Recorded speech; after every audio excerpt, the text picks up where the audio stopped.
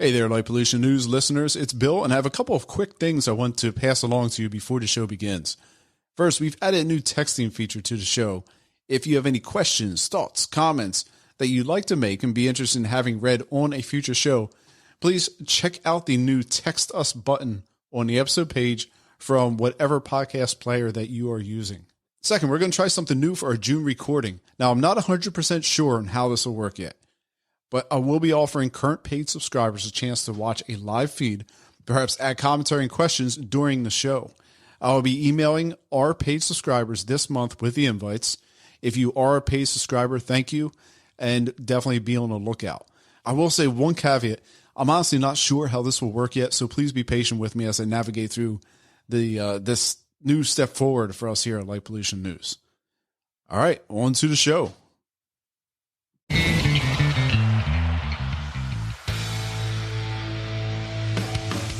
Light Pollution News, May 2024, Radio Aero Ecology. Incredibly enlightening show on birds today. Joining me from the University of Delaware Aeroecology Lab, Mr. Jeff Buler from the Actual Astronomy Podcast, Mr. Shane Ludke, and making his triumphant return after finding that dark orb in the sky, Mr. Matthias Schmitt. We talk birds, eclipses, and are you interested in purchasing land in a dark sky sanctuary? Well, listen up. A new Light Pollution News is coming your way right now.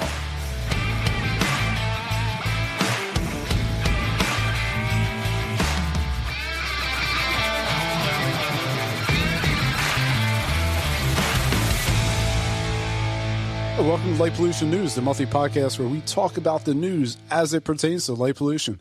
Light Pollution News is first and foremost a discussion where we aim not just to keep you up to date on the news, but facilitate conversation around the topics affecting light pollution. I'm your host, Bill McGinney, and as always, I'm thrilled to have a fun slate of guests with me today.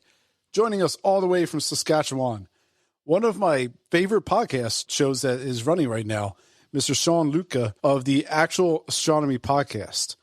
If you've never heard of the Actual Astronomy Podcast, and you're a true and true amateur astronomer, I highly recommend you take a listen.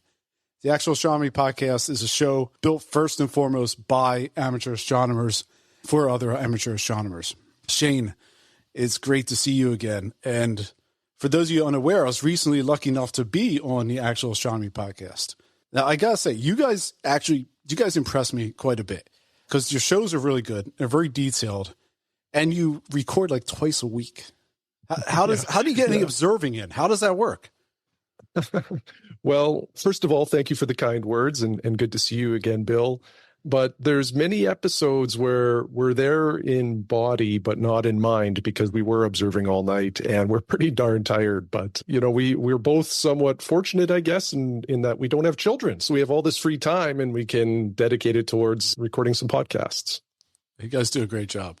I think I said this before we were recording on your side, that you guys are kind of like the sky and telescope put in podcast form. The nice detail you go into. I know your recent one, who was the fellow? He's been on it before in the clusters, on the globular clusters.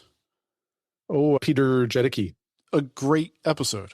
As someone who's an astronomy nerd, I loved it. These are things that I think about, things that I go out there, just like Chris, trying to find these globulars and keep them top of mind. So it's good stuff. Good stuff.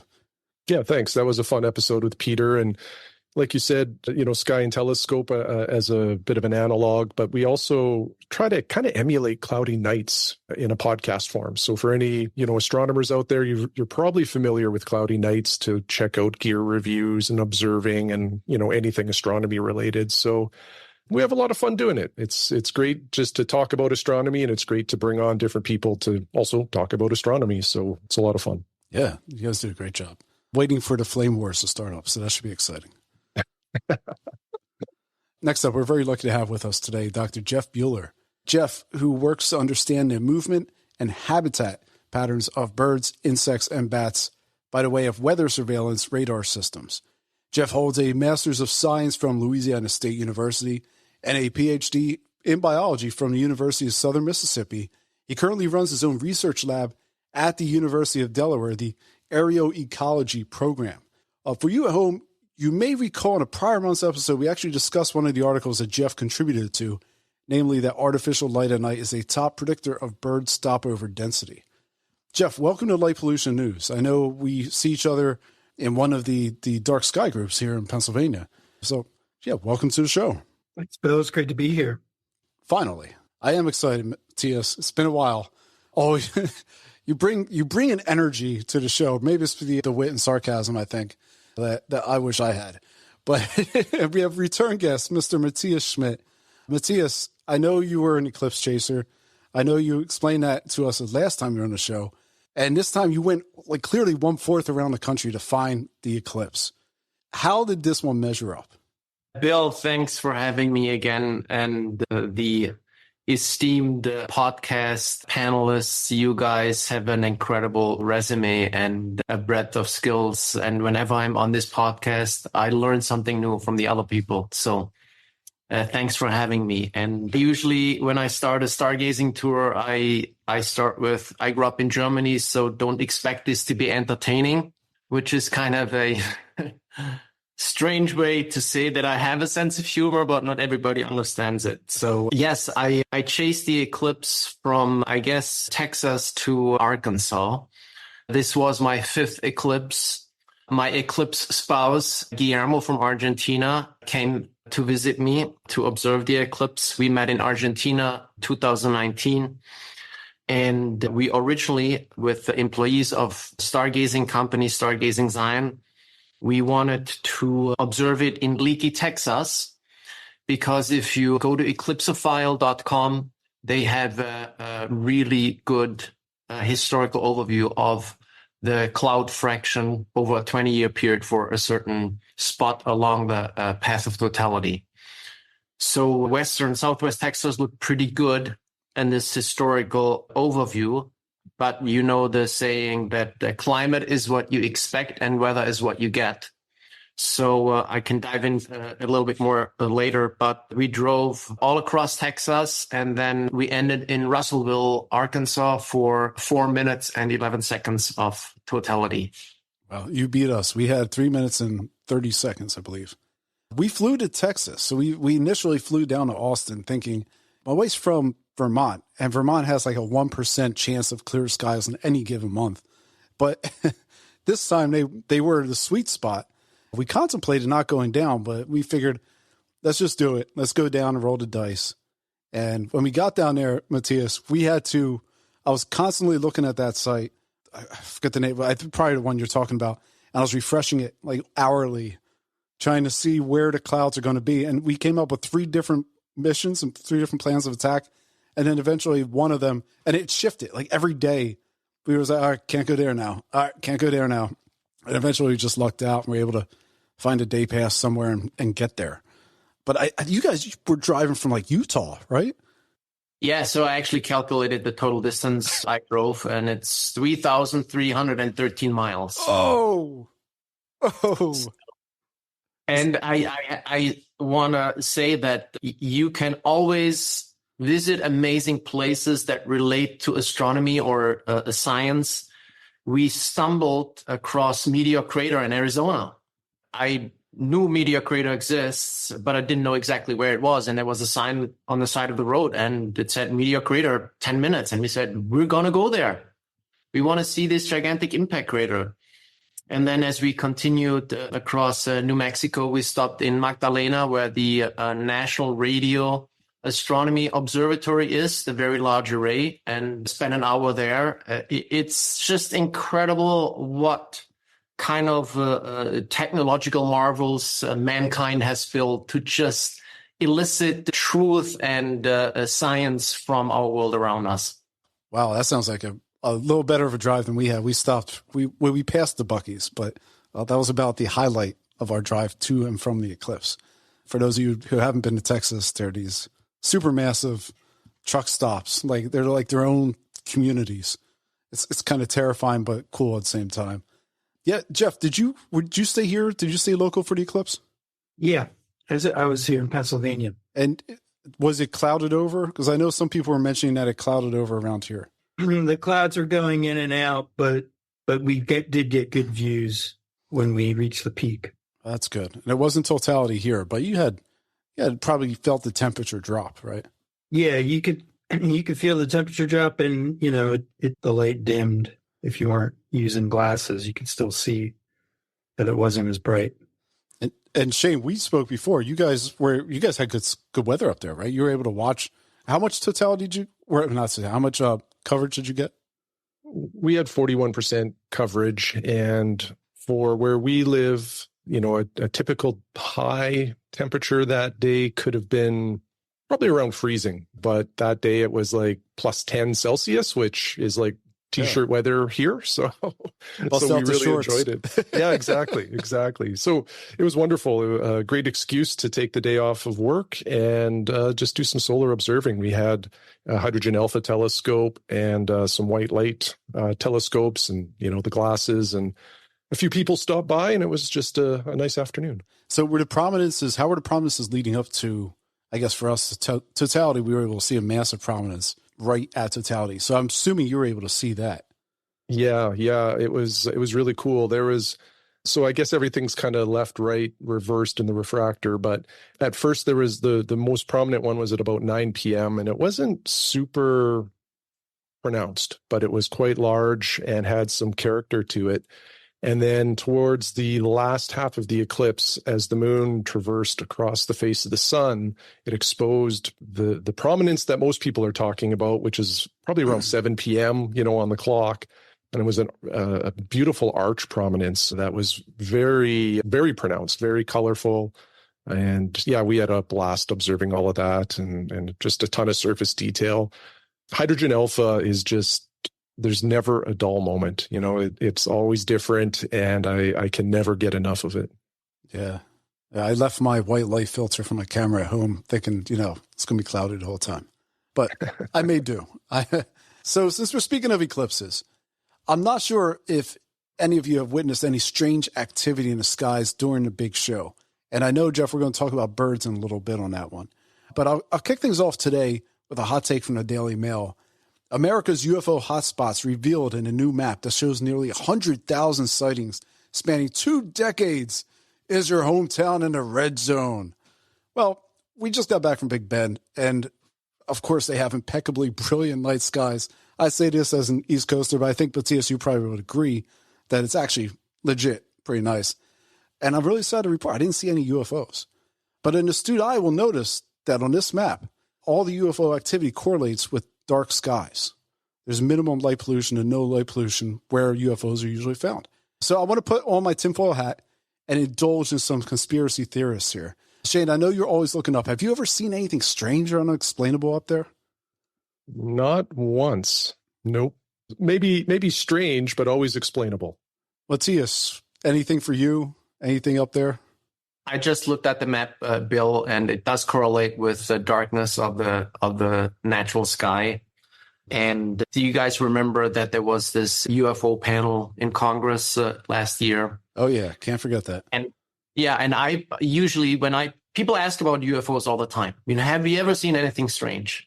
And I said, I lived in New York City, and one day I saw a man walking with a parrot on his shoulder into the subway. So that's the only strange things I've ever seen in my life. There you go. But I always tell people, I ask them first, what percent of landmass is the United States of America, the continental?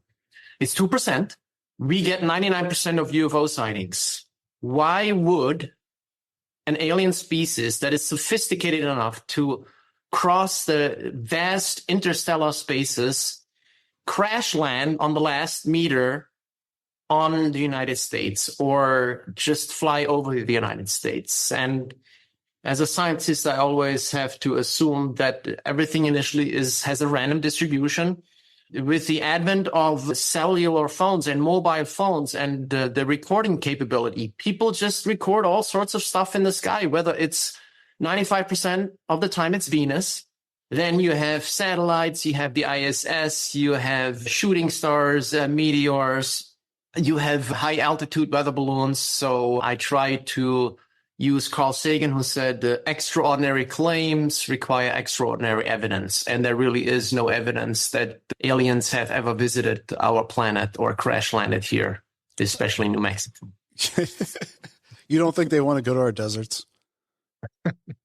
You know, you might have seen Dune 2, the desert planet. I just read yesterday that astronomers we always try to look for locations of habitability and what we have to look for in terms of life. And a lot of plant life actually uses infrared radiation as an energy source. And they suggested maybe we should not just look for something green, but also something purple or violet when we look for plant life elsewhere. Oh, interesting. I thought you were going to tell us that there's some worms out there. Yeah. I have not seen the second part of Dune yet. I've read most of the books. So I'm looking forward to that. I know I'm behind the curve on that one. Well, speaking of brightness, there's an interesting video on the impact of light pollution on photography. There's the power duo over at Astro Backyard, including past guest Ashley Northcote, put together a very nice video on the differences between shooting in Bortle 6 and Bortle 3 skies. For those of you who have no idea what I'm talking about regarding the Bortle scale, it's a generalized approximation of sky brightness, with 1 being pretty much where Shane lives, a high contrasting Milky Way in paradise, and then 9 being pretty much where I live, where you get to see 3 or 4 stars at night. Astro Backyard used 2 images of the Horsehead Nebula, including one taken by Northcote at the Winter Star Party in Florida. The other was taken at their house under Bortle 6 Ontario skies. In this video, Trevor Jones didn't use a filter. However, I think it did a pretty good job explaining how we visually see light pollution above us. So you have one that has more contrast, more detail, and the other one that it looks kind of visibly washed out. I don't think anyone's necessarily surprised by that. I know for light pollution, I know some people who are out there advocating have kind of trouble connecting to the average homeowner with it. Is this something that will connect, or is this something that's still too geeky to show a with and without view of light pollution? You know, Bill, I would probably say it might be a little too nerdy for the average Joe to connect to that, or maybe just to care. Like, I think that it certainly does a great job to illustrate the impacts of light pollution on the night sky, but I always appreciate it, like when you were on our show and you know, connecting it to the impacts on the environment around us, you know, whether it's insects or bird life or our health as well. I think that's when it really starts to resonate with other folks. But certainly the photograph experiment gives a very tangible result to show, you know, the impacts in that regard. Yeah, I mean, it's something that I have to deal with when I'm doing photography here, right? I'm always having to use filters, and filters work to a point, but there is no replacement for being in a dark sky. If you want to take a really good astrophotography image here, you have to use filters and you have to edit it down, and you're still missing something. It doesn't have maybe some part of a contrast, or it's too noisy. The noise kind of smooths over, you know, some piece of whatever you're looking at. And it's really hard to do galaxies, right? Because the blue light, the white light is so prevalent in urban areas. But since we're talking on the eclipse, I want to include a little astronomy segment here. So before we depart from the Bortle scale, I saw something for the first time at Big Ben, and many of the nights out there, I ended up on my sleeping bag on a campsite picnic table looking up while my cameras are doing their thing, and I was just relaxing and enjoying the night. And for the first time ever, while gazing up at the constellation Ursa Major, I actually envisioned the bear. I've never seen the bear before. This is the first time. I've seen, obviously, the Big Dipper and Little Dipper, and I heard that Ursa Major was a bear, but I actually saw the bear, which was really cool. It took whatever Bortle Big Bend is at to see that, but I'm sure you can see in other areas, but it was so prevalent right there in those dark skies. And up and down the Bortle scale, you have these bell ringers, like the Beehive cluster, M44, which was a brilliant fuzz down there. But then when we get up here, once you get into like Bortle 7, it just disappears. It just kind of smooths into the background. The smudge of the Orion Nebula becomes harder to see at Bortle 6, and little bellwethers like that, so on. So I came across this nice piece that explains the Bortle scale quite nicely. If you're interested, why don't you just go over to Light Pollution News and look on this show's notes, and you'll see the article in the link section, which explains the visual degradation of the different Bortle scales as we get brighter and brighter and brighter in the city. All right, International Dark Sky Week, stretched from April 2nd through April 8th. Here at Light Pollution News, we post our annual 5-day Instagram takeover of our local friends group, the Friends of the Wissahickon up here in Northwest Philadelphia. So you might have noticed some of the additional photos coming in on the Light Pollution News Instagram feed. Did any of you happen to do anything special for International Dark Sky Week? I have my telescope out a couple of nights, but that's not super special. That's pretty much every week. But, I try to practice good light etiquette, every day of the year. But yeah, really nothing too special to report, I suppose, on my side. Yeah, I was going to say every night is dark sky night at my house. We make sure we don't have any extraneous lights on. Jeff, how do you guys handle your exterior lighting? Oh, I have shielded lights, and I turn them on when I have guests coming to visit. Otherwise, my lights are out. I don't have any outdoor lights on. Usually, Do you ever have any pushback from neighbors on that? No, I don't. Although, unfortunately, I live near one of the streetlights in my neighborhood, which is an unshielded light. It shines right into my bedroom window, so I get to enjoy the glare of my neighborhood streetlights all night long. And are you Westchester? I'm in West Grove. West Grove. They can't get you shielding on that? I'm sure they probably could. I think we might have ordinances, but I don't know that they're enforced. Matthias, I see you sitting down there just waiting. No, it's great to hear. Every little activity or event that you put on or when you talk to your neighbors is really helpful. At Cedar Breaks, we did our regular night sky program on Saturdays. We'll do it once a week on Saturdays until the summer, when we will do 3 programs a weekend: Friday, Saturday, Sunday. And for the eclipse, we did solar observing together with our friends at Southern Utah University at the Cedar City. Every time you look at the sky and you engage with people, it's an opportunity to talk about the impact of artificial lights on our environment and on us itself.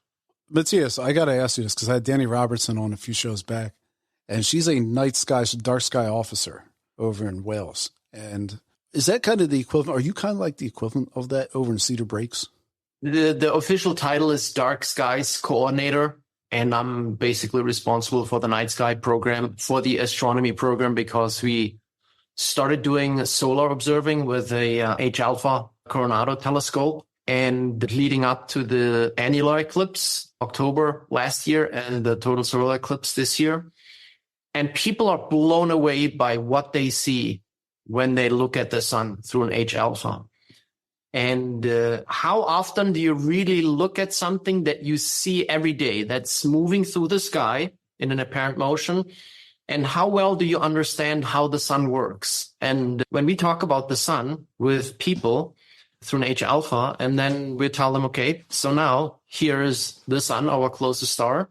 When we go stargazing at night, every point of light that you see is a star like the sun. We also have a few planets, but we want to connect what we see during the day with our closest star with the stars that we can see at night.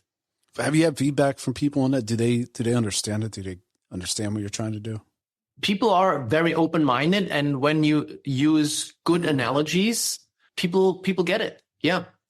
Yeah, I have to say the eclipse was an amazing educational tool. So where we were at, the state park we were at in Texas, I don't think many of the rangers there really had any idea about astronomy. Now, the rangers there appear to, to Jeff's point, they know their ground-based ecology really well, right? That's their job. Their job is to make sure that the park and the ecosystem, everything is right.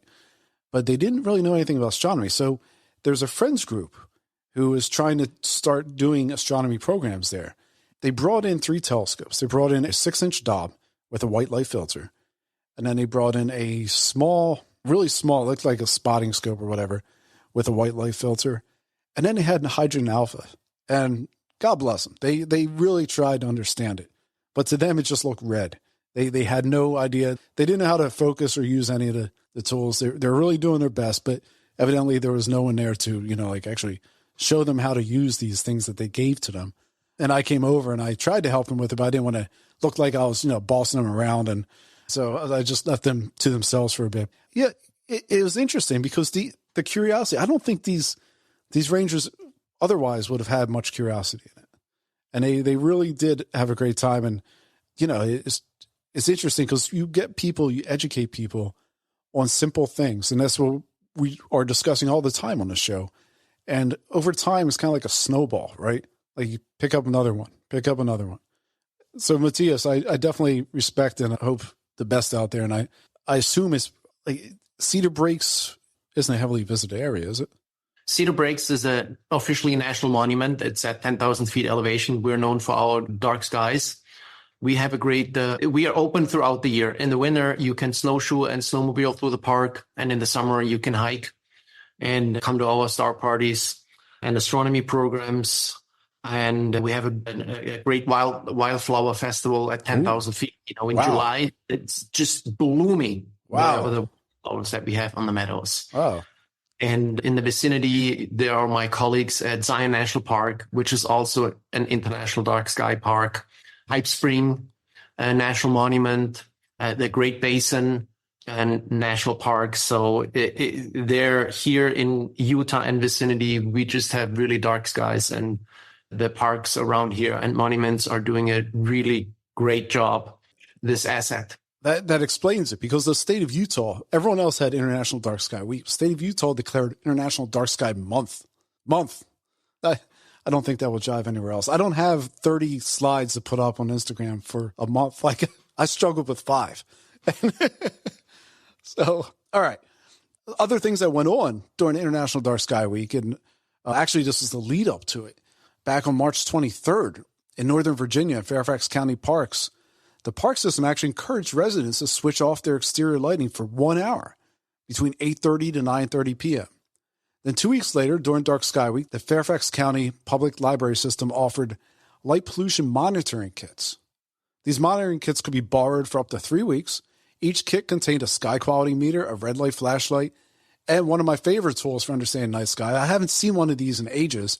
I have one, actually, a planisphere. Shane, do you have a planisphere? I have a couple different planispheres, one for my latitude here and then one for when I travel around 20 degrees north. They're super handy, just to get quickly acquainted with the night sky, especially when you change latitudes. But, another thing, and you kind of referenced it earlier, when you get to a real dark sky for the first time, or even if you're experienced there, it can be overwhelming with the amount of stars. Bill, you mentioned seeing the bear for the first time, like the complete bear versus major. It was amazing, Shane. It blew my mind. I sat there and I had to burn it in. Yeah, for sure. But it's easy to also I find, to get disoriented under a real dark sky because of how much more you see. And like stars, but also deep sky objects. Under a Bortle 1 sky, it's not uncommon to see 40 to 50 Messier objects with just your eyes, no optical aid, which adds to the confusion. Yeah, so having the planisphere is just a super handy tool. Yeah. It's very simplistic, right? Like you just move it's like a clock. Very simplistic. Yeah. So Fairfax wasn't the only community that tried to build support for a lights out event. Wrangley, Maine set its county-wide lights out for 2 hours, starting from 8 p.m. onward on April 6th. Local photographer Kyle Haley even shot the event from the air, what I presumed he did by use of a drone. Getting back to Utah real fast, Matthias, Utah, the state of Utah believes dark sky tourism will bring in an estimated $5.8 billion. I don't know if that's just dark sky tourism or if that's included in some other aspects of just national parks and whatnot in there. That's a pretty big amount of money sounds pretty good to me. And I recall going out to Zion. The first time I was there, actually, I remember we did the subway from the top, dropped in the canyon, came down through the canyon, then kind of did like a piddly 40-foot rappel down into the subway. And at night went out into the Angel River. And I don't know if this is legit or not, probably isn't. So don't yell at me when I say this. I was with this group and, we had a case of beer and just got in the Angel River and started throwing back some beers, and you had the Milky Way right above you. It was a pretty spectacular place. That was a pretty good memory for first time being in Utah. International Dark Sky Week is Dark Sky International's attempt to draw awareness and attention to the issues of light pollution, where obviously volunteers are going out and educating the community. And during this week, Dark Sky International actually led the way by conducting a series of educational videos on their YouTube channel. And one of the notable ones came by way of Dr. Avalon Owens. Dr. Owens looked at how light pollution was affecting insects. It's an interesting video, and Dr. Owens makes the case that researchers, through a diurnal or daytime bias, tended to focus only on daytime animals over nocturnal animals, leading us not at all to register artificial light as a problem for ecologies until very recent. Dr. Owens posits that light pollution affects insect timing, navigation, and how flowers and landscapes visually appear to nocturnal creatures. And if anyone wants to learn more about Dr. Owens' work, Jeff was kind enough to forward over an excellent article co-authored by her on how light drives insect decline. So you can find that article over at this show's page where we have all the links listed. And also, if you're not on our mailing list, Jeff, you forwarded over a bunch of great stuff. We're actually going to include that on our release mailer that we put out to our mailing list. In addition to talking about some of them, it'll be good to actually be able to have it out there if folks want to read it. If anyone wants to see an example of light trap, we came across something in Fredericksburg, Texas on our way out to Big Bend. And this was like at 5 a.m. This church was light bathing its walls, and it caught, I assume it's a moth. I didn't identify it, but it caught all of these moths, and it was like a pretty astounding video where it definitely shows you how much light can change and affect the ecology right there. It looked like a moth beacon, kind of like the bat symbol in the sky. So there was just a horde of moths all attracted around this church, around the light, around the fencing on the street. You had to watch, you didn't step on any of them. They're all laying on the ground, and it was astounding. And so definitely we'll have that up on Instagram too. So you'll want to check out that video. Yeah, Bill, that's like a really common way for entomologists to sample moths, is to put out a bed sheet, hang a bed sheet at night and shine a light on it. They call it mothing. And they actually keep track of moth migration. I believe it. It seems to be very effective. It was astounding, Jeff. I mean, you had to watch. I felt bad driving on the road. I'd never seen so many moths in my life in that dense of an area. So, well, in line with Dr. Owens' arguments, a study out of the Catholic University of Louvain in Belgium, and Matthias, feel free to slap me on that one, they found that successful urban moths had smaller wings than moths in rural areas, correlating to a weaker response to light traps used in the study. As a trade-off to being able to survive in bright, nightless environments, smaller wing moths were able to cover less ground at a slower rate. And then this month, a study from Ecological Processes looked at a decade of acoustic monitoring data from North Carolina to understand bat activity as it pertains to lunar cycles and light pollution. Their findings identified artificial light at night as being a potential culprit for reduced bat activity irrespective of the lunar cycle. And a separate study in sustainability looked at the impact from light used in construction of a new high-speed rail line in northwest Italy and how the light impacted bat ecologies. The key takeaway here was that artificial light at night significantly reduced species richness, favoring bolder species who swept in for feeding over more of the light-timid species. Yeah, and Bill, I would add that review paper by Dr. Owens about the impacts of light on insects is a great read. And one thing that she points out is that artificial light at night is really a very recent change to our planet, right? Like a lot of things that affect wildlife, like climate change and habitat loss and changes, those things have been happening for millennia on our planet, but the day-night cycle has never been disrupted in the Earth's history until we created these electric lights about 200 years ago. And so it's just a really interesting change to the ecosystems on our planet, and that, wildlife are just starting to be able to respond and react to that change. So right now it's just super disruptive because these ecosystems have never been exposed to that. Right. We're seeing a lot more insect fatalities because they don't have a chance to actually evolve to adapt to it, right? Yeah. Yeah, and what's interesting is a lot of these early papers that have been published, because on the impacts to birds at night, a lot of those initial papers showed really strong reactions to birds. So like out in Minneapolis, there was a really large light show. There was a building. It was the brightest building in the country. And, the first week they had it lit up, it was during migration. And there were birds just, colliding with the building and falling out of the sky all around the building. And they just saw these really big responses of birds to these lights. And I think in the 200 years since, maybe it's encouraging to know that it seems like the level of response that we get by birds to lights seems a bit more muted. Of course, it could also be that there are fewer birds now than there were 200 years ago. But I'd like to think that, the wildlife, the natural selection is going to come into play here, right? And that wildlife will adapt, be it, becoming less responsive to lights, or like you mentioned this study about the insects in the cities having smaller wings, and I think they also mentioned that there's possible changes to their eye morphology, and, they could be evolving essentially to deal with that light pollution in kind of ways we may not have thought about. Yeah, they do mention about the eye morphology in there. I want to get into the birds in a second, and I know there's a lot of good stuff to say in there. But just real quick on that, like we're down what percentage of birds over the last 100 years? Well, the statistic is since the 1970s, we've lost 3 billion birds. We estimate it's about 30% fewer birds than we had in the 1970s here in North America. Jeff, can I ask you a real quick question on how you count those birds?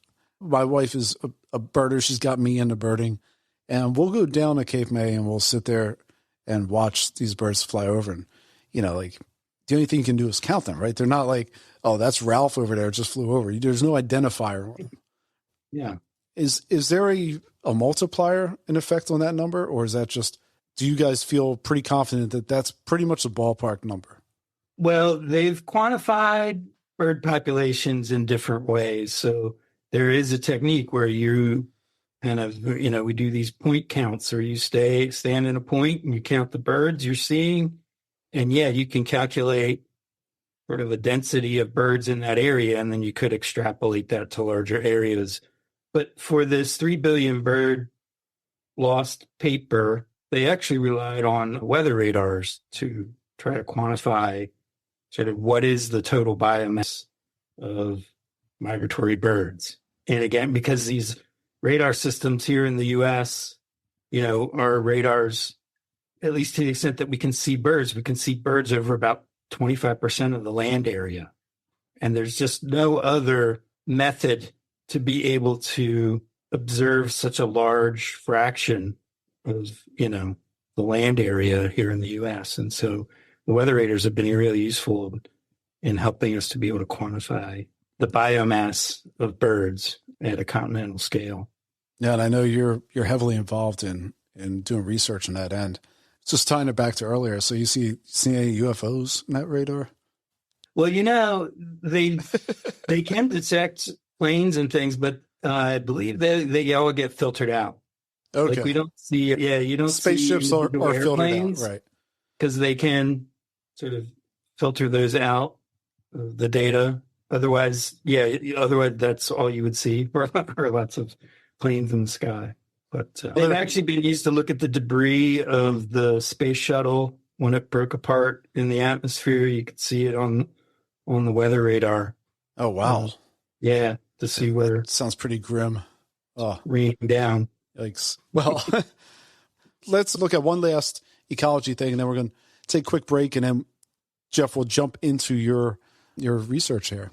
So in the Journal of Forests, a study found that, perhaps unsurprisingly, that environmental light regulated woody plant circadian rhythms. As it specifically relates to artificial light at night, prior research found that artificial light at night ushered in a bud burst in deciduous trees around 8.9 days earlier in the spring and a delayed color changeover by about 6 days on average in the fall. I want to take a quick breather here because I know we'll have a lot to talk about on the bird side. First, I want to thank you at home for taking the time to listen today. I know many of you guys have heard this spiel before, but I do want to emphasize that we are completely listener funded, which dictates how we use the tools that we have or how the tools are used to collect news and aggregate it on this show. I'm really not sure if you're aware or not. Over the past few years, there's been an increasing trend of the media to kind of wall everything off behind a paywall, which unfortunately does add up on the cost side. And Light Pollution News completely 100% supported by you, the listener. You guys help us cover all of our costs, including production, editing, social media work, aforementioned news collection, and of course, server space. Our mission here has always been to help grow this conversation and better define understanding around what exactly light pollution is and how we can operate towards a common good in regards to eliminating it while protecting the spaces for which we most need light. If you believe that what we're doing has value, if it's aiding you in understanding the topics or maybe assisting you in conveying some of those topics to a new audience, please, why not say thank you by becoming a monthly supporter? Only costs $3 per month, same price as a cup of coffee.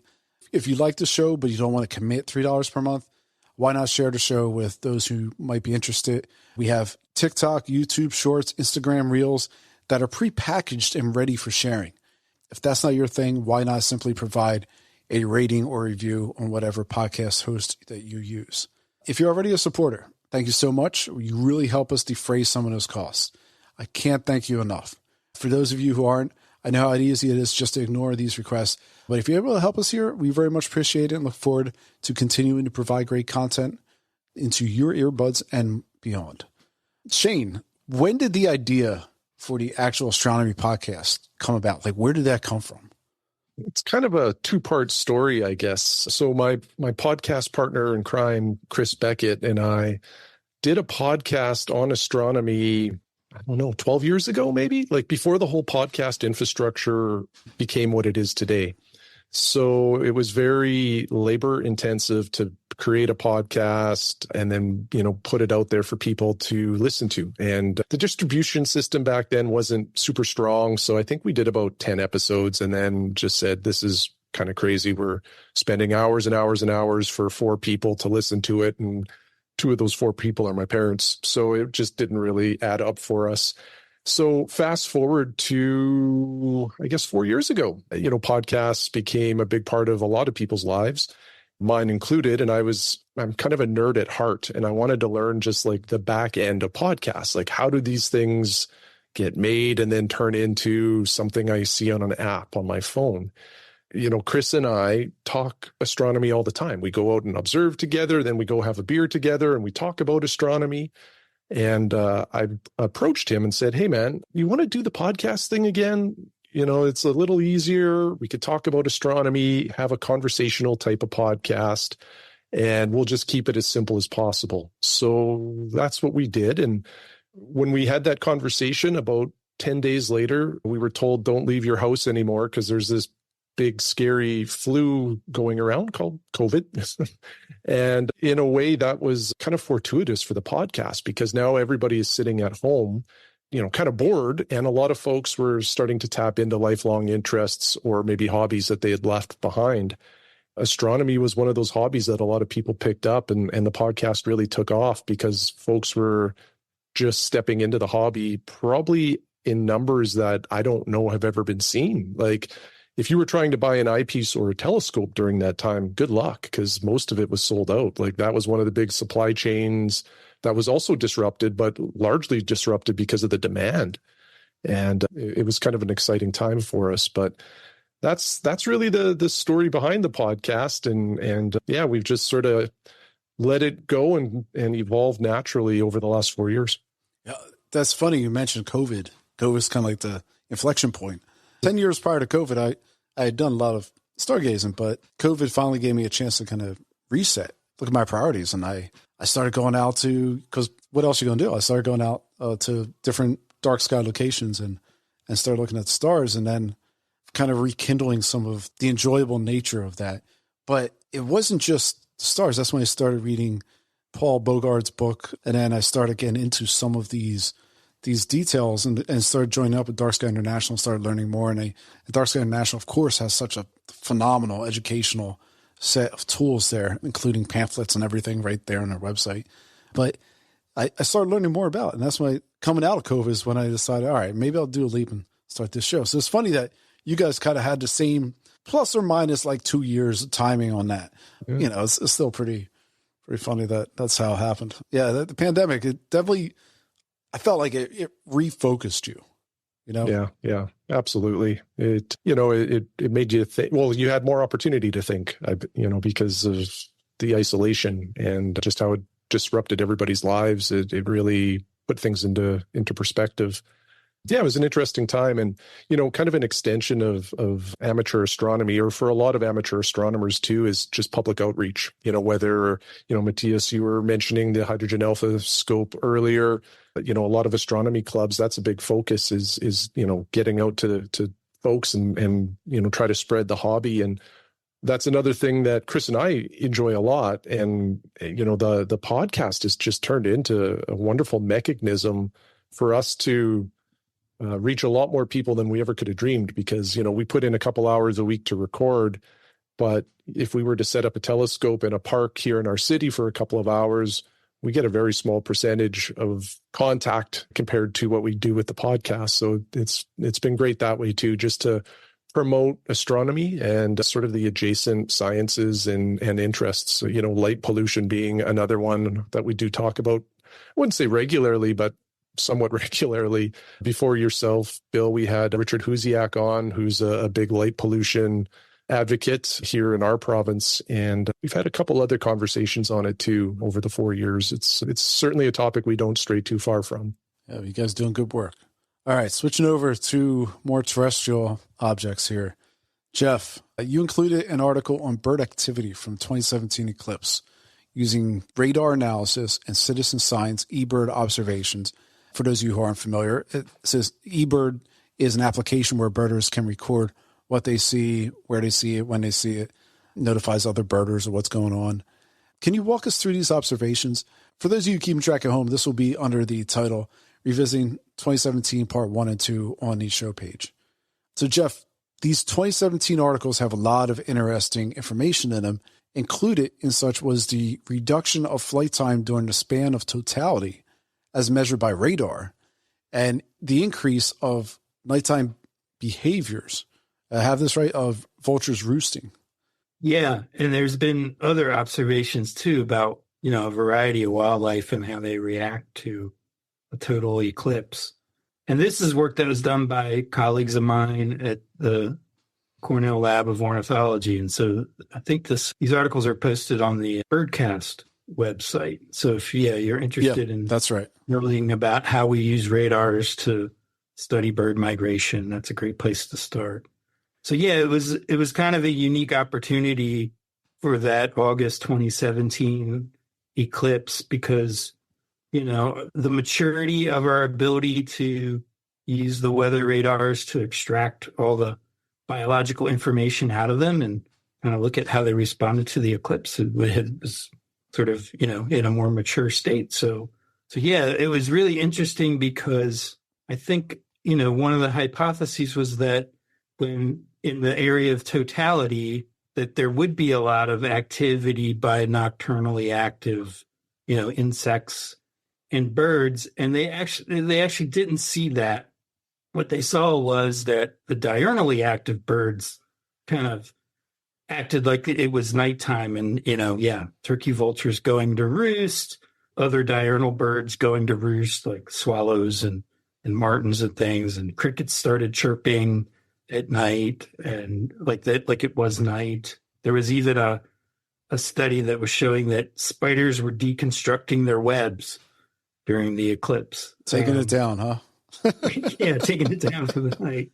And so what they didn't see is that the nocturnally active birds didn't start to take off. So August is a time where we're into the autumn migration. And typically, after sunset, you would see, most of our migrating birds migrate at night. And so usually shortly after sunset, that's when birds will take off for migration. So it was curious that they saw the activity of all the diurnally active insects and birds sort of subsided, but then they didn't see this sort of usually what you see around twilight. Civil twilight is this pulse of birds taking off for migration or nocturnally active insects taking flight. So I'm curious, did anyone here see any peculiar bird activity? We had swallows around us that appeared to kind of like tone down, and they start going to roost right around totality. And then I guess maybe like about a minute before the end of totality, like they became alive and vibrant again, and life was back to normal. I wonder if they realized that, maybe this wasn't nighttime, or they had some kind of environmental cue. But Matthias, did you notice anything? Yeah, the birds behaved very strangely as totality approached. We were right across a field where there were a bunch of cows that, as it got dark, it looked like they were about to go to sleep. It's just amazing what you can observe when you are still. And on the other hand, as totality approaches, I get really strange feelings. And it's just an amazing moment where a moment ago was just a sliver of the sun's disk. You have the moon covering the sun. You see the corona. People are cheering. I get goosebumps just talking about this. And it happened so fast. One of my protege from New York that went with us, this was his first eclipse. I want to share this with people that I care about. And I took him with us. And after it was over, he said, it didn't last long enough. Where's the next one? It's in Spain. Okay, I'm going to start saving for this trip. I mean, Matthias, you have 4 minutes. I had 3 minutes and 30 seconds. Come on, buddy. You had eternity. And even 4 minutes and 11 seconds go by so fast. It's like for a moment, time stands still and then it just accelerates. It's impossible to explain to somebody who has never seen a total eclipse what happens and what people go through individually. And for somebody that has seen one, you don't have to explain it to them. So it's one of these events, these moments in my life that had such a profound impact on me and my astronomy career. It's hard to fathom what our ancestors must have gone through, what they must have thought when all of a sudden the source of light and energy just disappeared. There is this folklore story about the Chinese people that used to come out with pots and pans and started to pound them for the moon to go away. And of course it happened. And they still do this to this day, which, explains correlation is not causation. Jeff, did they recreate this study for this year? Were they doing research with? Yes. This year they had the Birdcast website actually has a live radar feed, or they filter out all the meteorology and they show you all the biology in the radar, so you can see like what the birds are doing right at in real time. And I think they probably will be doing a similar analysis after the fact of what happened, and to compare that to the 2017 eclipse. Because what's interesting is that the 2017 eclipse happened during the fall migration, and the eclipse this year happened at the beginning of spring migration. And in fact, on the evening of April 8th, at least in my area, that was the biggest night of migration, the night after the eclipse so far this spring. So, and they also noticed that in the August 2017, that evening, after the sun actually set, they had a larger pulse of migration than they had on the surrounding days. So, oh wow! So I don't know if there's anything there, but that's kind of an interesting observation. Yeah. The other thing that I think they were able to show was that the birds and insects started responding when the obscuration of the sun reached like 30%. So at a level that where humans can't really perceive much of a change in the light levels, birds and insects were starting to respond. So that was like an hour before. That's the radar that was explaining that. And that was based on the radar. Wow. Observations. Yeah, because that's the one nice thing about the radar is it gives you a broad scale perspective that you can't otherwise see, right? Like people on the ground, yeah, we can see what's happening in our immediate vicinity, but we can't really see that larger landscape view of what's happening. Right. Especially up the sky. So. And Jeff, to your point, I mean, it's really hard for me who's sitting there trying to take in the eclipse. I'm there to enjoy the eclipse. It's kind of like entertainment, right? To me, it's an experience. It's something unique and experiential, but you're not studying the animals, right? You're kind of passively paying attention to everything around you, but you're not. So to me, I asked Caitlin this. I was like, hey, the vultures, there's a whole bunch of vultures on a tree near us. I was like, did they go to roost once we hit totality?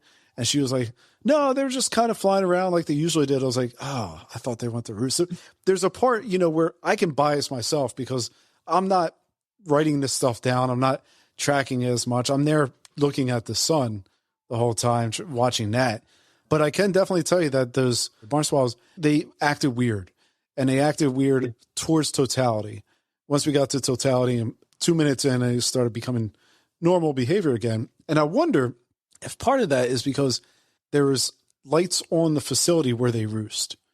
And those lights, they come on automatically after sundown.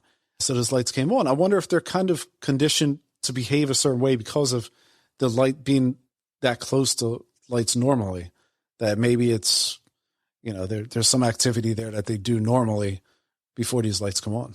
Yeah, I don't know. I mean, the other thing that is interesting is that, one reason why it might be that nocturnally active animals didn't really start doing their thing is that, when the sun dips below the horizon, there's changes in the polarized light. And there are these other sort of things that happen in the sky, right, that might signal to the animals that it's really nighttime.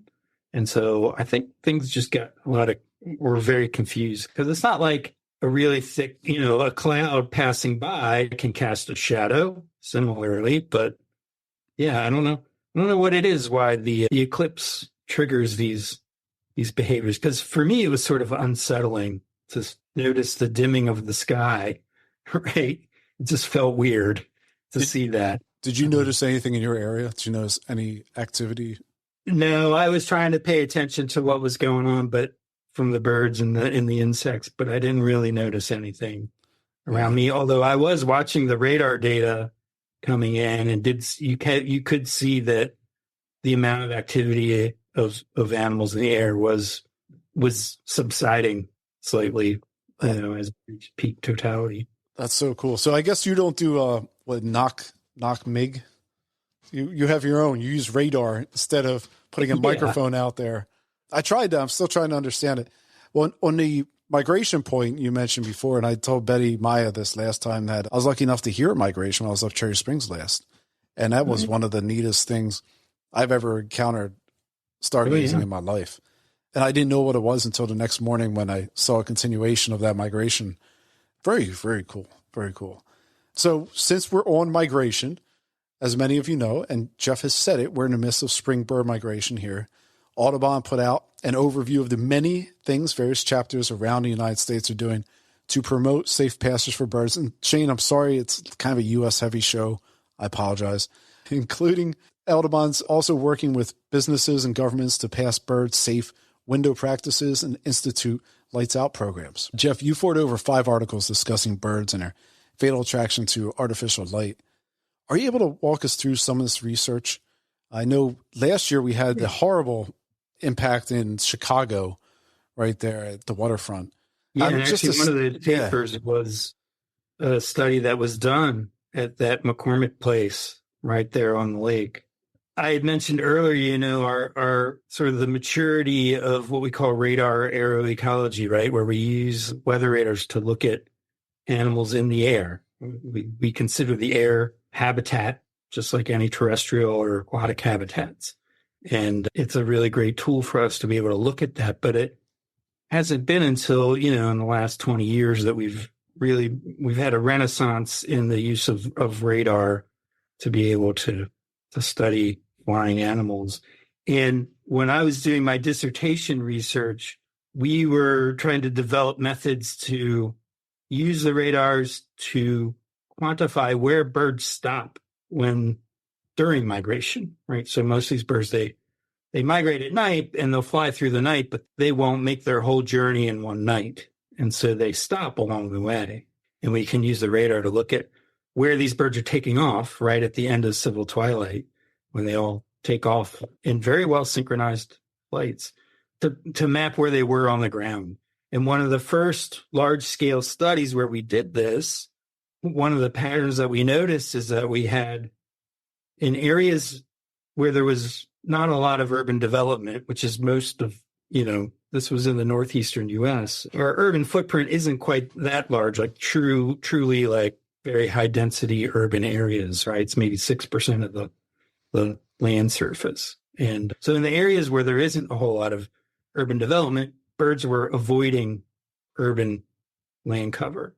But in the very high urban cover areas, like the major cities like Boston, Baltimore, Philadelphia, New York, there was a positive association with birds in urban areas. So this first study where we tried mapping where these birds are stopping over at these very large kind of regional scale, this first time to get this really broad scale perspective, we could immediately see kind of like these associations with urban areas. And that got us thinking about light pollution acting as like an attractant to urban areas. And so, we did some follow-up research and to look more explicitly at this and measuring light pollution levels, and found that, there's a really strong relationship between bird density and proximity to these really bright light polluted areas. Jeff, what is it about the lights that attracts them? It's not just as simple as, like,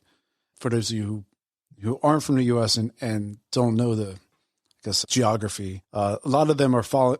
What we were talking about here is like the Atlantic flyway, right? Sure. Yeah. So, a lot of these birds are migrating north and south along the Atlantic coast, which is where we have a lot of major cities. Right. So how do you discern the fact that the cities are placed in their path versus them wanting to go to the cities? We can control for a lot of these other factors that affect their distributions. Like a lot of these birds are forest-dwelling birds, that are the boreal forests of Canada produce a lot of land birds here in North America. And so they're, forest birds. So they're looking for forest habitat. Yeah, they do concentrate along the coast, but we can control for the proximity to the coast, the amount of urban development and other factors that can affect where these birds are distributed. So that we can tease apart, right. Is it the urban development, or is it really the light, or is it that they're concentrating near the coastline? So after we control for all those things, we're seeing these relationships with proximity to bright areas where the density of birds really increases as you get closer to these bright areas. Eye glow. We think it's the sky glow. Oh, okay. So responding to. What is it about the sky glow? Because I understand the research on moths now, right?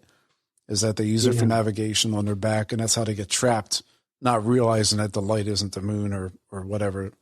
That light's changing the way that they fly. What's so special about sky glow? Why does that affect them? The birds, they have several different navigation systems, but all of them really come down to what they can see through their eyes. So they have, they can see the visible spectrum with their eyes. They can see the stars. They do navigate by the stars, by the moon. They also navigate by polarized light.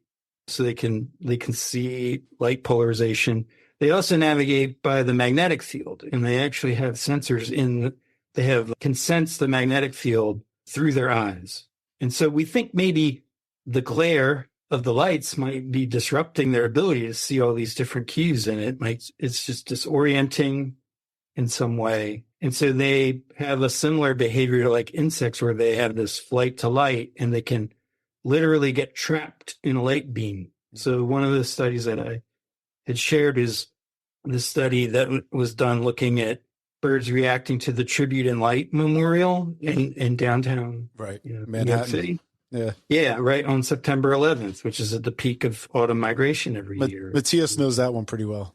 Yeah, and there's some great video of just these birds, thousands of birds circling in the light beams. And so it's a similar phenomenon, like insects just circling in, your backyard floodlight. The birds are doing the same thing. But to be honest, we don't really know like why they are doing, what the mechanism is really, other than they are being drawn to cities at a very large scale. And we did some back of the napkin calculations to see, how far these birds can see to the horizon to be able to see sky glow of big cities. And, they fly at on average, about 500 meters above the ground. And at that height, they can see 300 kilometers to the horizon. Like in the eastern U.S., there is really no place where they can't see some large city on the horizon, even though, this attraction to the sky glow is happening over hundreds of kilometers of distance. So you could have birds that are in, the boreal forests of Canada, and they're going to see, these major cities in Canada. I'm sure they can see Montreal, from plenty, 300 kilometers away or even further if they're flying higher up. Right. So it could still be in a pristine sort of, forested area, but be able to see the city on the horizon. I wonder if it's their way of adapting. Is it safer? Well, is it safer to be is that in a bright area for them? I don't know. There have been some hypotheses sort of promoted that, historically, if there was light at night on the ground, it would be like fire. Certainly you can have wildfires and things that are happening. And so maybe that was some kind of, there was some kind of benefit to flying towards areas where there was wildfire. I don't know. But what's interesting is that the birds that get trapped in the Tribute and Light Memorial, they have observers on the ground such that when there get to be a certain number of birds sort of circling around the beams, they'll turn them off. And as soon as they turn them off, the birds kind of resume their migration. They just keep going. They disperse from the area, and then they'll turn the lights back on, and they'll sort of start aggregating again in the beam. And they do this several times in the night, and we can see that on the radar, the birds aggregating in the beam and then dispersing as soon as the lights go off. It's amazing. It seemed to be some kind of, I don't know, maybe the glare of the lights is really disorienting them, and they just they don't know where to go, and they just circle around. Jeff, thank you so much. It's really amazing to think of, and we just had a massive ecology segment on this show. I don't think I've had this long of an ecology segment. That's not to say I cover a lot of ecology, and ecology, in my mind, is one of the easiest ways to understand actually what light pollution does, and it really makes light pollution the pollution part of light pollution. And it just astounds me at how much is affected by light at night. It shouldn't astound me, because I do all my stuff during the daytime, and if someone came along and blotted out the sun, then I'd be heavily affected by that, during the daytime. And it's kind of something I think a lot of people just never think about, is this ecology piece. And I know the Audubon. Or when you're driving down the street and the person coming the other way has their high beams on and the glare of the light. Oh, we'll get to that. We'll get to where that. You're going. We'll get to that. We have one in there on that. But yeah, it's something. Matthias, I see you itching there. Do you have anything to chime in on, or? No, Jeff, thank you so much for your insight. This is, I think, amazing. And it also speaks to how hard it is for people to understand the impact that light pollution has on our ecosphere and biosphere. And humans, I think, are really poor at understanding the probability and the impact that small changes have on a large and grand scale, right? We can talk about light pollution for decades, and people say, what's 3 billion birds, right? I just tried to look up how many birds there are in total. I read a number that says it's hard to pin down. 50 billion is one number. But if you assume, right, we have 3 billion birds, that I don't know what the time was that you mentioned earlier, Jeff, but it's these incremental effects that incremental changes have on our ecosphere, and they are so hard to turn back and rewind, right? It's like when you're sitting in a movie theater and there's a great movie on, and you're going outside and you tell people on the street, this is a great movie, you should come inside and watch it. And people, some people come inside probably. If you're in the movie theater and you start to say fire, everybody is dispersing and running out. So the amount of conviction that people like Jeff have to do, and you, Bill, and Shane talking about light pollution and how you engage with your audience, is a monumental undertaking. Right. And we don't want to be the people screaming fire, right? You don't want to be the person saying, hey, I mean, I don't know. We might not be at that level yet, but for insects, maybe we are. I don't know. I'm always astounded at the impacts that light has. And it's so hard to convey. People appreciate hearing the impact that light has on the ecosystem, animals, insects, everything. But they don't like hearing the fact that they have to change something. And that's where it all falls apart. And I can tell you exactly on my Instagram counts where the numbers fell off. And it was on the tips for what people can do, which came to 1/4 of the likes that the other ones had. People don't internalize, I guess, any of this stuff, Jeff. And this is something that you guys in the avian field have been talking about for over 100 years. I know the fellow over here at the Discovery Center was telling me that Audubon's had documentation on birds and light collisions since the early 1900s. The early 1800s. Oh, wow. Even earlier, the early 1800s. Wow. Well, yeah, like the mid-late 1800s. Yeah. Yeah. Yeah. And as soon as we started manufacturing electric lights at scale and putting them out, that's when a lot of sort of the modern era of light pollution was happening. But even before there were electric lights, there were, like at lighthouses and things, there would be stories of on foggy nights during the bird migration season that migratory birds would basically fall out of the sky around these lighthouses, because they would be attracted to the light of the lighthouse or a safe place to land when they were sort of experiencing poor weather and foggy conditions, and visibility was really poor. So we know there are things that will enhance sort of that attraction. So when the birds are flying under foggy conditions, that's often when you get bird strikes at communication towers, right, that are lit up with various Comcast towers that are lit up. Yeah, and that's usually when they have. That's when they would have big collision events. Yeah, lighting on communication towers because of how, in a way, to make them less attractive to the birds. So there were a bunch of studies done, like in the 1990s, to look at red strobing lights and white strobing lights and constant lights, and the FAA actually changed the way they operate the lighting on communication towers to. Jeff, I want to ask you on that, because we have a story here from Mid-American Energy out in Iowa started installing radar systems that bring on red lights that sit atop windmills, for the safety of pilots as they fly over the area. This isn't the first time we've seen this. Matthias, out in parts of Germany, I believe Germany actually debuted this technology, and we have parts of Eastern Washington who should be already using it. I know we had stories on that in the past. Is there a certain type? Do birds react to red light? They will, but they're not as attracted to it as white light.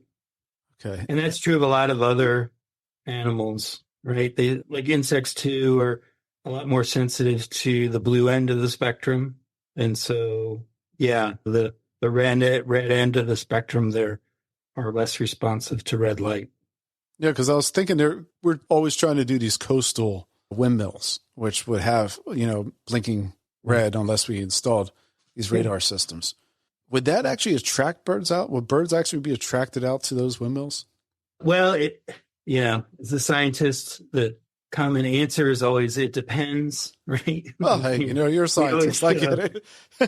Provide some context, but Yeah, it sort of depends, right? Like the red blinking lights has been shown to sort of be the least attractive kind of lighting scenario, but it doesn't mean there's zero attraction. So yeah, well, if there are, foggy conditions and and birds are seeing a red blinking light, they might respond to it by flying near it. Okay. But it'll be, they'll be less attracted to that than they would a steady light or red or white lights. So yeah. Right. Or a building that has like an LED screen, which like a lot of these new buildings are these days. And that's one reason we're really concerned about the transition to LED lighting. That's again another sort of change in how we light the night. And unfortunately, that broader spectrum light is that blue light that is often, right, that these LEDs have a lot more intensity in the blue end of the spectrum, which is more attractive to insects and birds and other animals, fish. So, yeah, and you have a lot of buildings that actually incorporate specific colored LEDs or random colored LEDs into them. We have here the Sierra Center, both buildings, they look like pretty much video games. You fly in and it looks like something is like changing color all the time and doing all these things. Look at that and I wonder what that does. Now, maybe because it's changing, it's not having as much of an impact. Who knows? I am not a scientist. I do not have any backing on this. So, but let's move. There's still a lot we need to learn about light spectra and intensity and glare, like sky glow and impacts of sky glow per se. But it is something that's getting a lot more attention, which is great because we're starting to put these pieces together, right? We know in urban areas, there are estimates that in the U.S. we lose upwards of 1 billion birds to collision with glass on buildings. We're losing almost twice that to cat predation. And so that's what we're really worried about. Cats. Oh, yeah. What are cats doing? They're eating lots of wildlife. But that's what we're worried about is by drawing all these birds into these human-dominated landscapes that we're exposing them to all these risks of mortality. And that was shown that McCormick Place study. It was a really nice study because where they were looking at bird collisions over a 20-year period, and they were able to relate the amount of lights that they had on in the building to how many collisions were happening and controlling for using radar data, like how many birds were migrating that night. And they were able to show that, reducing the amount of lit area of just that building by 50% could reduce collisions like tenfold. And that building has a long history of bird deaths. That goes back to the 70s, I believe. Yeah, and I think it was right around 2000 is when they stopped just leaving the lights on all night long, right? They actually started to. Oh, how kind of them. More often. And how many birds did it take to die for them to do that? I don't know. No sarcasm there. No, but sadness. To their credit, they are really trying to reduce the mortality. We know there is a direct correlation between the amount of light that you have on a building and how many bird collisions there will be. Especially one that's right on the edge of a giant lake. Yeah, and they were even able to show like when the winds were coming out of the east from, blowing birds off the lake towards the building, they would get even more collisions. So even the wind direction would matter. Well, I want to move on away from birds. I appreciate the healthy conversation we just had on it because that was very enlightening, Jeff, and thank you. But let's move on to where you're talking glare. It's one topic that we honestly don't cover that much on the show because there's not many articles that talk about glare. And I found that glare isn't something that people intuitively actually notice. They don't intuitively understand it. It's as if you need to kind of show it to people. You had to kind of teach people what glare is for them to recognize it. And then they see it. But it's not something that is pre-programmed into us, evidently. I always felt or thought it was, but it doesn't seem to be that way. And this comes from the Wall Street Journal. Catherine Binley writes about LED headlights, Jeff, and you just mentioned. There was an article about a year ago that argued for warm-colored fog lamps, seeing that longer wavelength lights cut through fog much better. But for the time being, we're stuck in these super bright, super white shortwave lights. And headlights are often so bright that they don't create contrast. Rather, they oversaturate the road area, akin to light bathing of a building. It's difficult sometimes to identify a detail or a color without that contrast.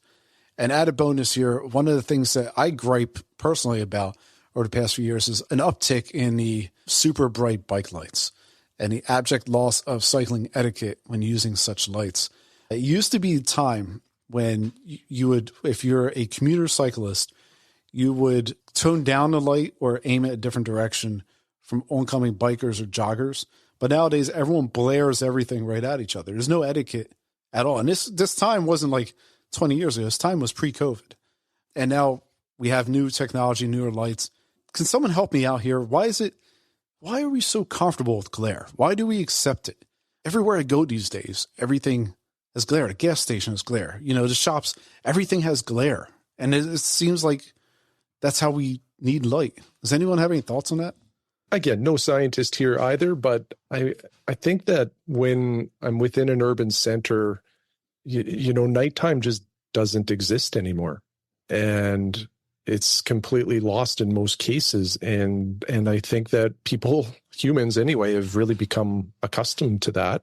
And all like it's like you have a callus built up and it just doesn't register. So I don't know. That's my 2 cents on, you on kind of why get a lot of people sunspots, right? When you're driving, you get you're always getting inundated. And you're like, all right, well, I need to move. If I look over here, I can see something because I can't look directly at it anymore because I lost vision there for a few seconds. So, yeah, and you mentioned it too, Bill. The lighting technology, whether it's a flashlight, a bike light, a car light, has gotten exponentially more brighter, but also like more available. You can buy ridiculously bright flashlights for $10 or bike lights, that are so much brighter than they used to be, because of battery technology and everything. And it's just, it's really quite out of control. And, where I live, it's, we have, a number of cities, but there's also a lot of wide open places. So when you're driving on the highway outside of a city, it's even more stark. Like it really, at times you almost wish you had sunglasses on while you're driving at night to try to shield some of this. Yeah. Do any of you guys do this when I'm driving through town? Some of the street lights are so bright. I actually use a sun visor. I keep it up. Otherwise, it actually kind of gives me a headache. Like my eyes were not meant to be blasted with bright light at 10:30 at night. I think it's also from the LED technology that had an incredible jump in the available technology and the cost efficiency of especially blue LED lights. Oh, yeah. Maybe 10, 15 years ago, somebody might correct me. So it's a combination of the availability of cheap technology. And I think the misconception that we think more light is better. And we like to, when you talk about glare and driving at night, the glare from oncoming cars, especially in newer models, is incredible. It is way too bright. It produces a glare. When you drive through smaller towns, bright lights everywhere. We think as a culture, and that's something societal, more light is better, which is just a misconception. More light is just not better. And glare can be dangerous. And I know dark sky advocates will like to use certain images, but there's one that I see every day. It's a Catholic convent. They put in new lights down right at the eye level, and they're beyond bright. And there's 2 of them. And I feel bad for these ladies coming in because if you ever wanted to attack them, that's the time. Because no one can see. Like they're so bright that it overpowers the area so much. And no one thinks about that. The thought of glare isn't something that appears to be intuitive or appears to be natural for people. I know in Europe, I think the European vehicles have a technology that adjusts the high beams to reduce glare to oncoming traffic. And we have that technology too, Jeff. The car we drove around Texas had the automatic brighteners. So it would automatically dim it. I think I think they have, in Europe, they have additional features where the beam of the light is actually like shaded to prevent glare. So like it'll dim, but then it'll also change where it's throwing light so that it won't be in, the view of the drivers coming the other way. It's probably Germany. They're trying to adopt some of that technology here in the U.S. They want car manufacturers to adopt that same technology. Yeah, and I think car manufacturers have been listening on that. I know car manufacturers have been doing a lot of rejiggling the design of the lights, trying to really kind of find a way to make it work and make it safe for people driving, which to their credit, that's great. And I know I've come across a number of articles saying, car manufacturers are looking at this. But overall, in a society view, Matthias, what you're saying, I think hits like we don't register glare. And this is the source of a lot of the issues. If you're out there trying to talk to communicate the issues of light pollution to people, they don't get the glare part. You have to physically show, like they have to experience it by someone teaching them what it is for them to understand.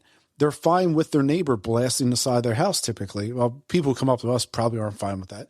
But normal people who haven't thought of that yet are probably fine with people blasting the side of their house. When they get out, maybe they can't see specifically where the step is or whatever. They're fine with that because they think that's what it is, what it should be, right? There's no connection to that. You can actually have, a shielded light, Jeff, like your place, and be able to see stuff. You can see. And personally, when I'm biking, I like low light because it gives me more domain awareness, right? Like I still have some residual night vision. It's not full, but I have some ability to see everything. When you put in a bright light, you lose everything else, blacks out, and you don't have that domain awareness anymore. So we have a health article here from Environmental Pollution and Oxidative Stress, and it looked at how blue light affects the human body, essentially summing up that something that many of us already knew in that excessive exposure to blue light may create oxidative stresses in our retinal photoreceptor cells that can be from solar or artificial sources, which in turn suppress melatonin secretions. I included this one not because I'm telling you something new or some new research, but because the article itself has a very good lit review of prior studies on the topic. So if you're interested, I'd highly recommend fully reading through it. Please swing over to this page on our website, and again, the link will be in there. There's a study from the American Heart Association. Individuals who regularly subjected to bright artificial light at night may be at greater risk for developing strokes. From a study including 28,302 individuals, it was found that the people with the highest levels of outdoor light at night exposure had a 43% greater risk for developing strokes. Similar fates correlated with individuals who had the highest exposure to particulate matter, vehicle emissions, dust, smoke, etc. Some policy momentum this month. From Scenic America, New Jersey and Illinois propose outdoor lighting regulations and leave out digital billboards. In New Jersey, SB 2328 and in Illinois, SB 2763 both attempted to kick off common sense lighting rules statewide. These aren't the only bills out there, but this month I heard from our prior guest, Tim Brothers up in Massachusetts, who expressed optimism about the dual bills moving through that state government. Some things to note about the New Jersey and Illinois bill. So the New Jersey bill only affects new or replacement state-owned fixtures from the date of the bill onward. Fixtures must fit guidelines within the bill, including mandatory timers for lighting over 1,800 lumens. And it appears that Illinois is attempting to do what California Governor Gavin Newsom twice put the kibosh on, namely put a robust and well-compiled piece of legislation requiring any light that receives state funding to be fully shielded at a max angle of 60 degrees, minimize a light trespass by use of shades or exterior fixture angling, to be less than or equal to 2,700 in color, exceeding 2,200 in residential and environmental areas. Exterior facades and flagpole lighting must be facing downward of a low intensity, and vanity lighting, such as the previous, should be dimmed or turned off between 11 to 6 a.m. So regardless of legislation, Scenic America's gripe was with advertising, the lack of either bill to speak to advertisements such as LED billboards. I realize there's no lawyers on this panel, and I am interested in an off-the-cuff reaction to this type of legislation. For New Jersey specifically, it comes across as a very weak piece of legislation in my mind. Is there value to getting a foot in that legislative door? Is there any value to that? Yes, for sure. I mean, I think any type of movement that is moving towards reducing light pollution is going to be useful. Because again, it's kind of like people's behavior, a drastic change might be met with more resistance and sort of these small incremental things where, okay, it's just state buildings. And I feel like those are the ways to then that will eventually lead to legislation with more bite to it, right? Once something gets passed and it's sort of been the law of the land for some amount of time, then we can expand those things. What do you think the big fear is with these types of pieces of legislation? Why is it that one state you can have people put together a pretty detailed and thorough bill, and other states you kind of have to walk loosey-goosey to present it? We're not talking about like gun legislation here. We're not talking about a topic that seems to be very polarizing. What is it about that? I think with some of the municipalities around here, it's twofold. It's a public perception of safety, or the loss of safety with the loss of lighting or reduced lighting. And then the other is a perceived expense that individuals or businesses would have to incur to retrofit or replace existing lighting. And I just think that at least, around here, not all political decisions, but certainly some are made to keep your job and not to do necessarily the right thing for, the environment or others. Shane. Yeah. Yeah, it's a frustrating thing, but I completely agree with Jeff. I think that while this might not be the strongest language, that folks would desire, it's a great start, and it'll hopefully lead to an evolution. Public policy is worse than trying to turn the Titanic. It just takes a long time, and you got to start somewhere. Yeah, I think you hit on this nerve there. People are afraid you're going to take away the lights, but you're not really taking away the lights. You're engineering the use of them in a smarter way, right? Have you ever had a conversation with someone where you're able to convey that? I haven't been very successful in that regard, to be candid. I've had the conversations with some folks, and they listen to me, but I'm not sure it's resulted in any meaningful change. So yeah, maybe I need a new script or something like that. Well, I mean, for a long time, light pollution was just kind of like the pet irritant of astronomers, but as Jeff's pointed out, it has some serious ecological impacts, and it has obviously due to ecological impacts, like we are impacted too, but I think our impact's a little different since we live in enclosed caves, right? We can close ourselves off from the rest of the world, but yeah, and here in Pennsylvania, to be fair, we have HB 1803 that is trying to work its way through, and it's not the most grippy piece of legislation, but Jeff, like you said, maybe it is better to have something get through, and we work with it from there, and we see what people like and what people don't like, and see how we can cater and better present a more responsible ordinance in the future. Yeah, once you change the precedent, you set a precedent of some kind of light regulation, then it's not as foreign to people to expect that those things happen, right? That we need to be thinking about how we use light in a more effective and efficient way. Yeah, and maybe it has to do with, the fact that some people aren't involved in the conversation. I know Betty Maya had made that point last month. That's a source of a lot of the city's problems when cities try to institute one-size-fits-all lighting. So, well, in addition to state level, there are some very positive things going on at local levels. Take, for instance, the aforementioned Rangeley Lakes Heritage Trust in Maine.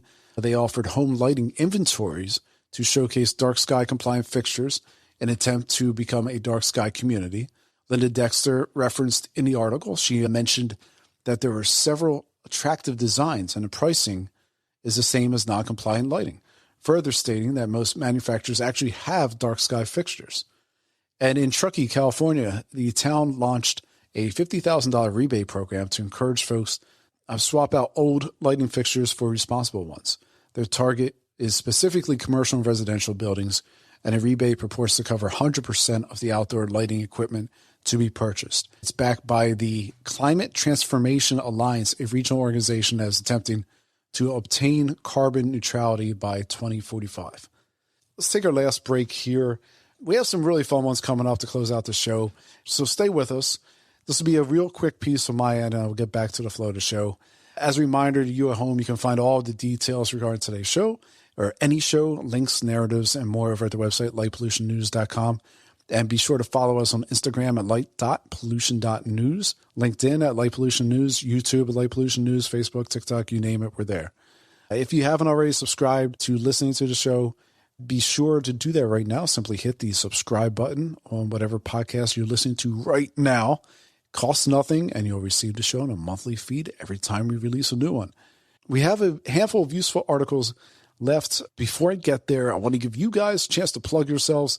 So, Jeff, you have any interesting work come down the horizon? Is there anything going to be done on the 2024 eclipse here? Yeah, I think my colleagues are already probably crunching the data on that. So, yeah, for sure, they're interested in trying to see how that compares to the 2017 eclipse. And then in my lab, we do have an ongoing project where we're looking at how light pollution along the Texas-Mexico border wall is impacting migratory birds. So yeah, we continue to look at light pollution impacts on bird migration. You know, it's not all negative impacts, I think. So there are a lot of birds that are drawn to light pollution, but we're starting to get some evidence that there are some species that are avoiding light pollution. Like there's a species called the whippoorwill. It's actually a species that migrates at night, but it's also nocturnally active. It feeds at night. So it's a truly nocturnal species. And there's evidence that when they migrate, they're seeking out these dark skies to travel through dark sky corridors. And we actually see response to artificial light seems to be not as strong in the spring compared to the fall, when we have a lot of all these new young birds that were born in the summer that might be more naive about light. It all might also signal that there's some, like I said, some evolutionary pressure for birds to avoid brightly lit areas. And so we're trying to see to what extent birds might be adapting to light pollution. And what's the name of the lab again, and where can people find it? So we're the Aero Ecology program. We're at the University of Delaware. I can give you the link to our website. And then if you want to know more about how we use radars to look at bird migration and study impacts of light pollution on birds, you can go to the Birdcast website. And in fact, they put out forecasts for bird migration, and they also forecast where bird migration is going to be the heaviest as sort of like a lights out campaign. So they'll flag certain areas to notify them that migration is going to be heavy and to turn their lights out. Yeah, it's a really cool view they have. You go there and you get to see these dark purple and dark blue and red areas that light up as they move through the U.S. Yeah, and whippoorwills, they seek out dark sky, but like, are they light avoidant normally? Well, yeah, they're nocturnally active. Okay. So like they sleep all day, basically. They come out at dusk to feed on insects, but yeah, they're really only active at night. I remember as a kid hearing that, but after that, I really never heard them again. And it doesn't really get dark here. It may get a little dim, but it doesn't get dark. And then I hear them upstate, so I was just curious on that. Yeah. Matthias, now that you're off, the eclipse has passed, and you're taking your little siesta here until the very next eclipse and flying out to Western Spain. Where can people learn more about what you do about, I want to say Cedar Breaks. That's not it. What is the? Yeah, Cedar Breaks. Cedar Breaks. Okay. Where can people learn more about Cedar Breaks National Monument? And, Cedar Breaks Monument. Yep. Yeah, we have night sky programs every weekend on Saturdays. And after Memorial Day, we'll start to have regular programs on the weekends, Friday, Saturday, Sunday. So you can always go to our website and find out what programming we offer, and our Facebook page and Instagram, Cedar Breaks. And for National Monument, you can find the latest information about the programming that we do. Excellent. One of these days, I'll get out there. You're going to put on a good show, all right? I'll do it. Absolutely. All right, Shane, where can people find more about the Actual Astronomy Podcast? You can check out our website, actualastronomy.com, or find us on any podcasting software. We do 2 episodes a week. Mondays and Thursdays is when they drop. And what makes us a little unique is our podcast is almost 100% about visual astronomy. You know, there's lots of really good podcasts on, astrophysics, space travel, astrophotography. We don't touch any of that. We found our own little niche, and that's sort of our corner of the podcast world. That's what I love about it. You guys went into great detail on sketching. Yeah. Chris is a big sketcher. And what's been very interesting with the show is we have a lot of listener engagement. We really encourage people to email us, and we have a lot of interesting conversations that way too. But what has been very interesting is some of the areas of big time interest. And one of them is sketching. There's a lot of people out there observing and sketching, and Chris is one of them. And that's why we continue to talk about it, because there's a lot of folks out there doing it too. Now, I'll take sketches when I'm doing visual observing, but they don't at all. There's no art to it. There's no art to it, Shane. It's very rudimentary. There's a circle. One says north, and I try and recount everything that's in there. Maybe I'll put an arrow that says red, or, like yellow for the star color or something like that. Yeah. You're way ahead of me. I just use words. I don't even try to draw. That might be smarter. All right. You spend a good amount of time looking there back and forth and hoping you're just not making stuff up when you're doing it. Yeah, for sure. Well, let's finish out the show. We have just 3 articles, and they're good ones. They're quick and enjoyable. So firefly demand continues to rise this year. 2 places in the Great Smoky Mountains National Park and Conagry National Park look to be the epicenters for the curious. Both parks now utilize lottery systems to protect the firefly viewing.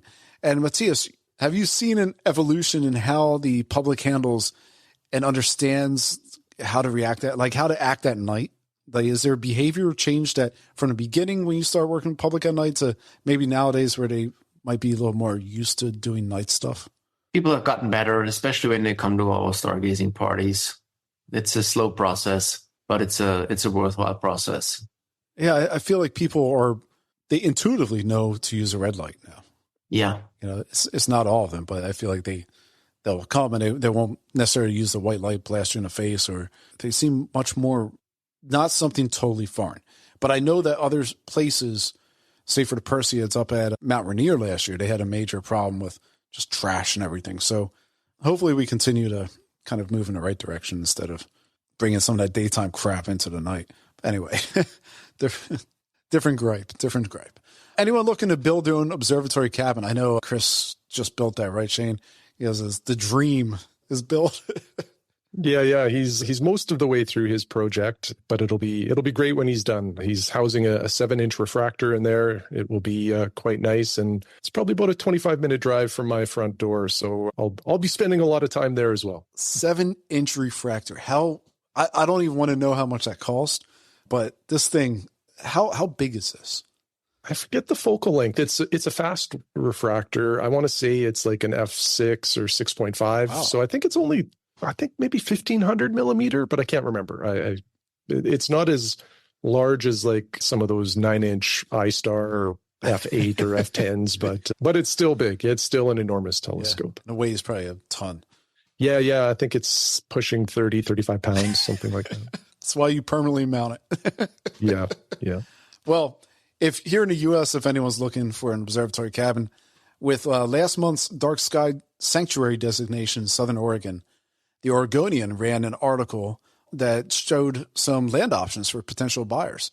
Plenty of fixer-uppers to be had, including an RV shelter / laundry, maybe structure is probably the most graceful term.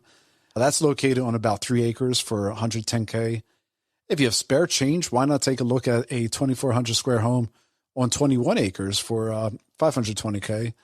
Or maybe the city of Lakeview is for you. You can snag 20 acres of land along the Renner Lake for like $49,000. And of course, you can build your home on top of that. So options for people who want to move to where there are stars. And closing out today, I want to get everyone in the mood for galaxy season. It's one of my favorite times of year.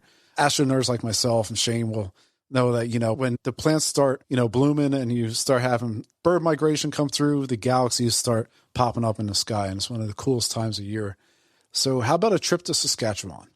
Saskatchewan is home to 2 dark sky preserves, including Cypress Hills Interprovincial Park Dark Sky Preserve. How do you say that fast? That's and then the Bortle 1 Grasslands National Park Dark Sky Preserve. And Shane, you sent over an image that you took in Grasslands. It's spectacular. And that was just a 20-second shot or something, or it was 1 5-minute frame. A 5-minute frame, yeah. On a tracker. Yeah. Yeah, it looked great. So yeah, you definitely, this article sold me on Cypress Hills. Seems like a really awesome place. You can do everything there. Mountain bike, you go fishing, you go do some hiking, kayaking, and then Grasslands. Is that closer to Montana? Yeah. Right on the border with Montana. It's actually the shore. So what was it? 60 million years ago, there was that giant inland sea in North America here. And that's kind of the northern shore of where that inland sea was. So the topography is quite spectacular. It's kind of badlandish, but right on the border with Montana. And it's one of the least populated places around here. At one point, they set up a microphone in the park, and it was over 12 hours before it picked up any human-made noise, because there's the flight paths are not anywhere near there. So it's a very desolate place. And desolation is music to somebody's ears looking for darkness, because you take away people and you take away the lights. Sign me up. Yeah, it's a good equation. So if I fly into Virginia, how far away am I driving? So if you want to go to Grasslands National Park, it's about a 3.5-hour drive. Cypress Hills is about 4 hours. Cypress Hills is not quite as dark, but it's the highest elevation in Canada east of the Rockies. So you have some elevation. It's dry, so there's no mosquitoes, which is quite nice for us astronomers. And the elevation, you do feel that a little bit in terms of the sky conditions. It's quite nice. But my favorite is Grasslands. It's very dark, and I kind of enjoy the desolation. It's a neat experience. And maybe one last plug is that our province is exceptionally flat, except for a couple of areas. And, for an astronomer, that also means you have horizon to horizon views. And that's kind of unique. There are a number of dark places to go, but, sometimes there's mountains or other things in your way. And you don't have that here. So it's quite spectacular. Wow. And as you said, 4 hours, that's not bad at all. That's a very manageable drive. Wow. Oh, yeah. That's exceptional. You guys are very, very lucky, and continue doing what you're doing. I love the show. So I want to thank you at home for listening today. I know we went kind of on the deep end on birds, and I hope some of you guys really enjoyed that. I also want to thank my guests, Matthias Schmitt, Jeff Buler, and of course, Shane Ludke. Thank you guys. Thank you for coming on to the show. As a reminder, Light Pollution News is recorded on the last Sunday of each month. We actually recorded a week earlier this month, but typically it's the last Sunday. So you can find all the details included in the show notes over at lightpollutionnews.com. If you have any questions or thoughts or want to say hi, feel free to reach out to me directly at bill@lightpollutionnews. Once again, I'm your host, Bill McGinney, thanking you for listening. Remember to only shine a light where it's needed. Thank you, guys. Thank you.